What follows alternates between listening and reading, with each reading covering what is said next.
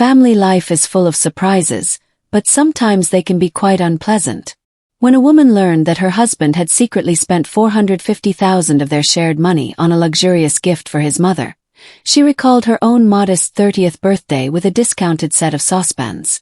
Such an injustice couldn't go unanswered, so she decided to throw her mother-in-law a birthday party she would long remember. Good afternoon, dear listeners.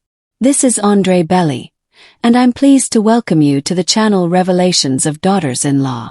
I present to you a new, interesting story. Enjoy listening. Lydia stared at the screen of her banking app and couldn't believe her eyes. The account, where the family's savings had been sitting just yesterday, was 450. The 000 rubles she'd saved, kopeck by kopeck, over 3 years was empty. She refreshed the page several times, but the numbers remained unchanged. The transaction had taken place 2 days ago, while she was on a business trip. Dmitri was sitting at the computer in the next room, typing away. Lydia approached him, holding the phone in her trembling hands. Dmitri, where's the money from the account? Her husband didn't even look up from his monitor. What money? Our savings are 450,000. It's not in the account. Dmitri finally turned around, and Lydia read all the answers on his face. A guilty expression, an attempt to feign surprise, a nervous lick of the lips. And this, Lydia, I wanted to tell you, Mom's anniversary is coming up soon, 60 years old. It's a special date. Lydia felt her insides go cold. She remembered her 30th birthday 6 months ago. Dmitri had ceremoniously presented her with a set of saucepans, bought at a hypermarket with a 70% discount. He'd forgotten to remove the price tag, 2,900 rubles instead of 9,000. For her mother-in-law's 60th birthday, her husband had secretly withdrawn 450,000 rubles from our account for her gift, she said out loud, as if checking to see if she'd lost her mind. Lydia, why are you like this? Mom worked her whole life, never denied herself anything. She deserved a beautiful gift. What kind of gift is 500,000? A month's trip to the Maldives, a presidential suite, and a little extra for pocket money. Lydia sat down on the sofa, her legs wobbly. They'd been saving up for a down payment on a mortgage, living in a one-bedroom rented apartment, denying themselves new clothes and skipping vacations. And Dmitri went and spent it all on his mother, who received a 30,000 pension and also worked part-time as a store consultant. You asked for my permission. Lydia, don't make a scene. This is my mother. And our money is shared. Dmitri shrugged and turned back to the computer. For him, the conversation was over. For the next few days, Lydia walked around in a daze. At work, her colleagues asked what had happened, but she remained silent. At home, Dmitri acted as if nothing had happened. He talked about his mother's joy when she learned about the gift and how she thanked her son for his thoughtfulness. His mother-in-law, Evdokia Semyonovna, called every day, enthusiastically describing her upcoming trip. The excursion she was planning, the restaurant she would dine at, the spa treatment she had booked. Lydia listened and imagined how she and Dmitri could have moved into their own apartment if he hadn't squandered their savings on his mother's whims. A week before their anniversary, Evdokia Semyonovna came to visit them, spreading travel brochures on the table, showing them photos of the hotel, and chattering like a little girl. And you, Lydia, Dmitri told me how luxurious my room would be. With a jacuzzi overlooking the ocean. Imagine 30 days in paradise. Lydia nodded and smiled. At that moment, a plan came to her. She decided to celebrate her mother-in-law's anniversary in a special way. The next day, Lydia took the day off and went about her business. First, I went to the travel agency where Dmitri was buying his mother's trip. The manager, a young woman with a pleasant smile, was happy to oblige. Of course, we can change the dates. The extra charge will only be 15,000 rubles due to the rate change. What if instead of the Maldives, we book a trip to Turkey to a nice but more basic hotel? Then we'll pay you a significant difference. How much roughly? About 300,000 rubles. Lydia smiled. Exactly what she needed. Next stop, a jewelry store. She'd been eyeing a diamond ring for a while, but the purchase seemed like an unnecessary expense. Now, however, circumstances had changed. Third stop, a car dealership. Lydia had been dreaming of trading in her old car for something more reliable for a year. The manager happily sealed the deal. That evening, Dmitri returned from work in high spirits. "Lida, look at this beautiful thing I bought, Mom." He waved the expensive perfume box. "I want everything to be perfect for her." "Wonderful," Lydia replied, examining the new ring on her finger. "What's that you have?" "It's a beautiful ring, isn't it? Where did you get it from?" "We're saving money after all." "We were saving. But now, you see, circumstances have changed." Dmitri frowned but didn't ask. He probably thought it was costume jewelry. 3 days before the celebration, Lydia told her husband the news. "Darling, your mom has made some slight changes to her travel plans." "What changes?" "Instead of the Maldives, she's flying to a very nice hotel in Turkey, don't worry." Dimitri's face fell. "What do you mean, Turkey?" "I paid for the Maldives. I paid and got back the difference of 300,000. It's already in our account." "You had no right." "You did. It's our shared money. Remember." Dmitri paced the room like a cornered animal. "Mom will be upset.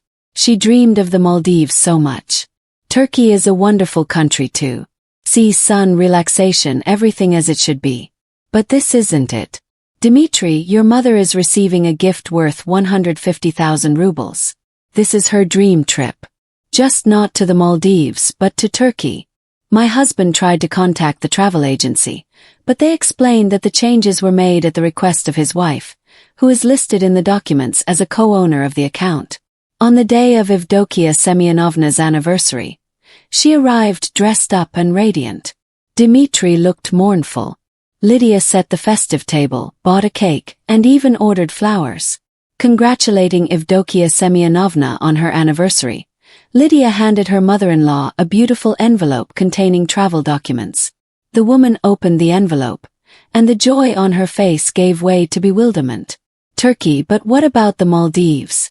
Dmitri looked down guiltily. Lydia took the initiative. "You see, Evdokia Semyonovna, we decided Turkey would be a more practical choice.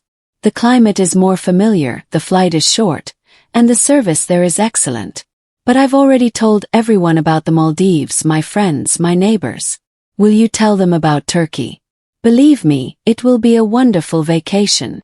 Her mother-in-law tried to protest, but Lydia masterfully steered the conversation to other topics, telling her what a great hotel they'd chosen, what excursions were included, and what kind of entertainment they'd had. By the end of the evening, Evdokia Semyonovna was already imagining herself lounging by the pool at a Turkish resort and had almost resigned herself to the change of plans. After the guests left, a scandal erupted. Dmitri accused Lydia of ruining his mother's holiday, humiliating her in front of everyone, and disrespecting the family. "I was being practical," Lydia replied calmly. "Your mother received a luxurious gift. We spent the remaining money wisely." "What remaining money, Lydia?" She showed the ring. 50,000. Another 150 went towards a new car. Dmitri turned pale. "My old one was barely running. It was time for a new one.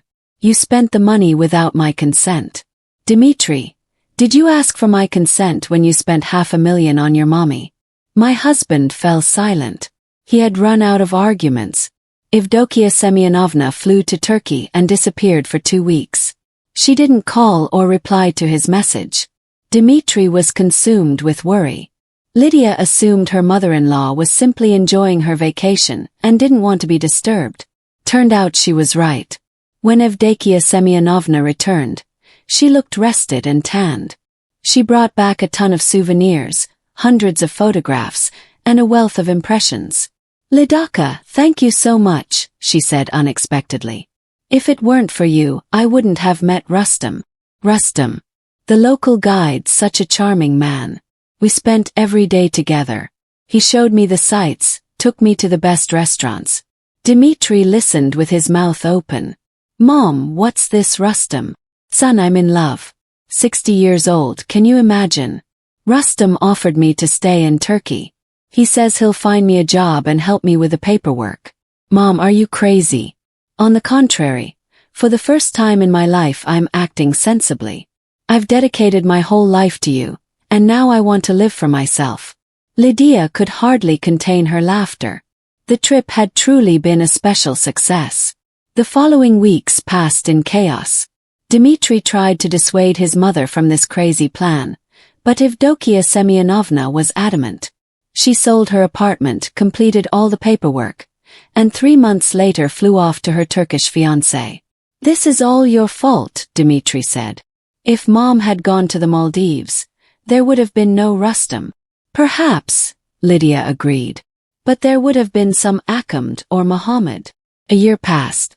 Dmitri was still upset about his mother's departure, but he was gradually getting used to the idea that he now only had a wife. Lydia was glad she no longer had to listen to her mother's daily advice and endure unexpected visits. Evdokia Semyonovna sent photos from her wedding. She looked happy in a Turkish dress next to a smiling middle-aged man. She wrote that she was studying Turkish, helping her husband in his small restaurant, and sunbathing on the beach. A year later, a son was born. Dmitri, looking at the baby, suddenly said, "Lida, forgive me for that money. You were right." "About what exactly?" "About everything. With the money, with the gifts, and with Mom. I was selfish." Lydia remained silent. She had long since forgiven her husband, but he needed to learn his lesson himself. On her son's 2nd birthday, a package arrived from Turkey. His grandmother sent him a gold chain, expensive toys, and Turkish sweets, and for Lydia, the box contained a beautiful bracelet and a note. "Thank you, my dear daughter, for the best gift of my life. Your destiny, Evdokia." Dmitri, reading the note, blushed. "Mom thanks you for the trip to Turkey." "Not just for the trip," Lydia smiled, "but for a new life." That evening, when her son had fallen asleep, they were sitting in the kitchen drinking tea. Dmitri suddenly laughed. "You know, Mom really is happier than she was here. People have the right to happiness at any age. Are you happy?" Lydia looked at her husband. He had changed a lot over the years, becoming more attentive, caring, and learning to make decisions independently. "Yes," she replied. "I'm happy." And it was true. Sometimes the most unexpected decisions lead to the best results, and this anniversary, celebrated in a special way, truly changed the lives of everyone involved. For the better.